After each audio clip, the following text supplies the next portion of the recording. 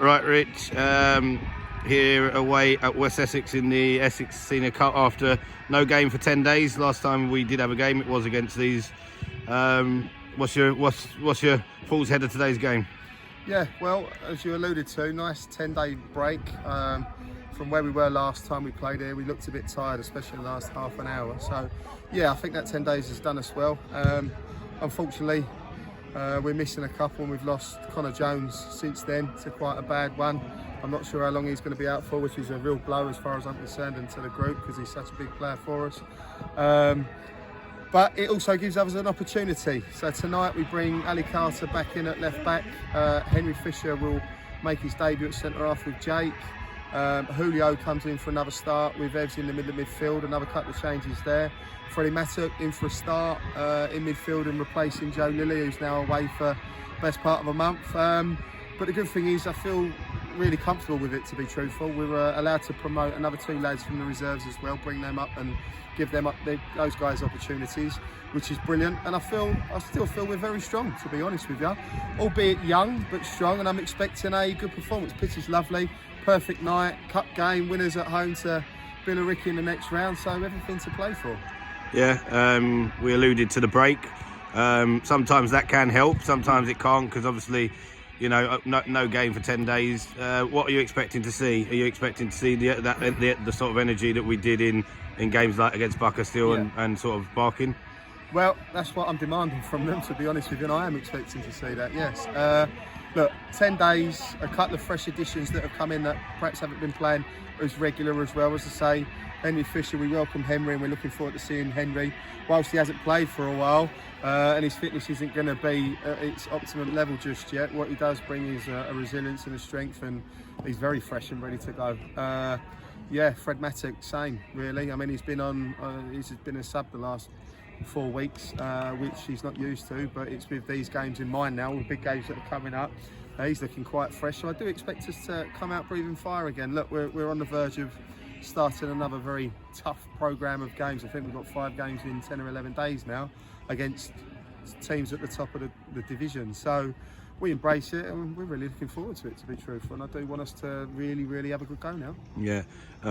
West Essex on a good run. It looks like they have made some changes, but I don't think that will mean anything to us. No. What are you expecting from them? Well, I think I've watched them personally a couple of times this season, and when I've watched them, I think they've had the strongest team out, and yet they played us 10 days ago. And I think with the Enfield game in mind for them, the following game, that they did rest a few then as well. And they were still quite impressive, I felt. They do move the ball really well. A team that tries to play football, they play out from the back. They've got strength and power all over the pitch. They're a good side. And regardless of what players they've got out tonight, as would I be, their manager will be demanding the same sort of thing and the same sort of style. So I'm expecting a really tough game out here tonight. Yeah, and finally, as you mentioned, this is a competition where you can get opposition that is attractive, not only in terms of the club but in terms of playing against the highest level.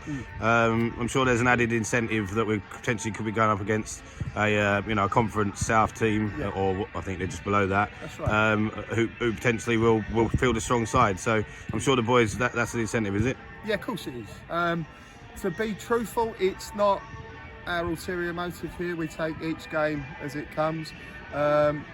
What we want to do is start not losing games of football and then potentially go on a run and start winning regular games of football, regardless of who we're playing against. Look, at times this season we've been really good and quite special at times, but then other games we've let ourselves down quite badly with bad defensive errors, and at times we've not been right in that area of the pitch. So what I want to do now is concentrate on us first and foremost, predominantly, and getting on a bit of a run and start, really putting positive results together, whoever we play. But as you say, look, out here tonight, we'll take these. We won't take these for granted and show them the respect that they deserve, and treat this properly. But if we do get through, then yeah, what a lovely game. But we focus on this one tonight first. All right. Good luck tonight, Rich. Thank you, mate. Cheers.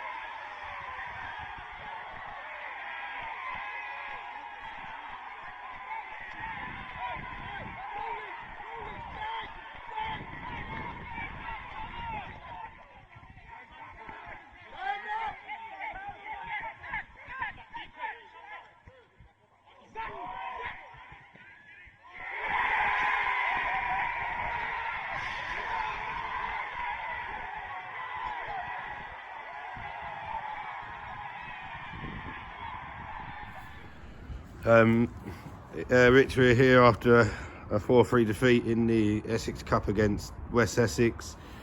We just spoke off camera.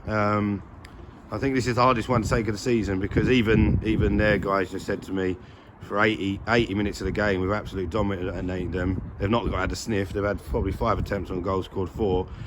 But we start so well, we score a goal, and then same old, a bit like the White Ensign game, I think. We switch off from their kick-off and they scored to get 1-1. Give us your take on the game, because it's very frustrating. It's pretty humbling for me personally, to be truthful. It's soul-destroying, in fact. Right, like what you said, I think we've dominated large periods of the game.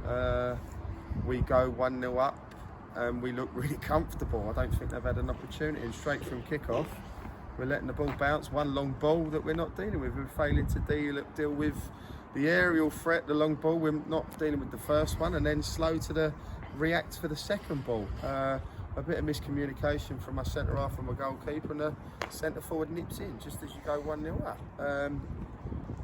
It's difficult, it's really hard. Struggling for words today. Right, from that point we go 2-1 down and fight back to get in the game and go 2-2. I think it was 2-2 at half time. Another injury or two, and look, again, I'm not going to blame officials, but I thought the referee went missing for about 20 minutes in the second half and forgot there were 2 teams playing. That's my opinion. Not being horrible, but just saying it how I saw it. And that we went 3-2 up quite soon after half time, and like what you did just say off camera, just protect the lead and do the right things in the right areas at the right time. And this is our issue at the moment. We're failing to understand the moment and what's going on in the moment. And again, it was terrible. They brought a lad on the right wing, and our left back decided he probably didn't want to play much after that, to be truthful. It wasn't good enough from our left back, leaving too much space, too much for the player to receive the ball to feet, not at the races in a 1v1 with him, and that's where both the goals came from. Our attitude to doing the hard bit when it matters most isn't quite there yet, and it is humbling, because like what you say, it's really hard to take, and I try my hardest at the moment to be as positive as possible with the players, because confidence is always teetering a little bit when results aren't great, but they've got to be told when things aren't right. And today, whilst playing some excellent football and scoring some really good goals, might I add as well, we're passing it into the back of the net now. A couple of them are lovely. We've got such a soft underbelly and we can't deal with that long ball, and I struggle to fathom it, if I'm being truthful at times. Have a bit of pride in your personal performance and do the hard bit. And again, whilst we have made changes and whilst we are missing certain key players in certain areas, I still feel it should be better. Yeah, I think the challenging part is against White Ensign. We switched off. We allowed to a long ball in behind. Then against Clapton, we did the same last 10 minutes. Yeah. Today we're cruising the game. We're 3-2 up, and is it a bit? But someone's got to take the game and say, you know what, we need to manage this game. We still kind of were going gung ho and thought we probably could get another one before thinking about actually the risk is that they start playing in some direct balls. Is it just somebody that you need to take that responsibility? Because that's what it is. It can't be done on the sideline. You can say as much as you can, yeah. But when we're 3-2 up and we're defending on the halfway line, someone's got to take the responsibility to say, right, lads, let's drop off 10 yards, stop the space in behind. They don't cause a threat, and we win the game. I agree with you, 1,000,000%. Look, I'm never really going about me playing a game or anything like that, but you play at a certain level. I've not played centre midfield or centre back, and you got to feel and understand those moments in the game where you're not quite at it, and especially in a cup game, and the home team are coming onto the game in search of an equaliser. Tuck in, do the hard bit, commit, fight, see it out. Those difficult periods in games of football where you give up a little bit of space and whatnot, and you just show that resilience and a little bit of know-how. But we seem to show in those moments more naivety than know-how. And look, you can only level the excuse of being young for so long at them and not understanding the level. And I've said it quite a few times this season, but it's got to change. And do you know what? It really has. It's really tough tonight, to be truthful. I'm very disappointed in the last 15 minutes of the game because we have, for large periods, been the better side. Yeah, one positive tonight. Well, there was a few, but I thought Julio was the best player on the park in my eyes. 18 years old, fearless. He made the game tick. Your thoughts on his performance? Yeah, he's a very smooth operator in there, isn't he? He's got lovely feet, lovely awareness.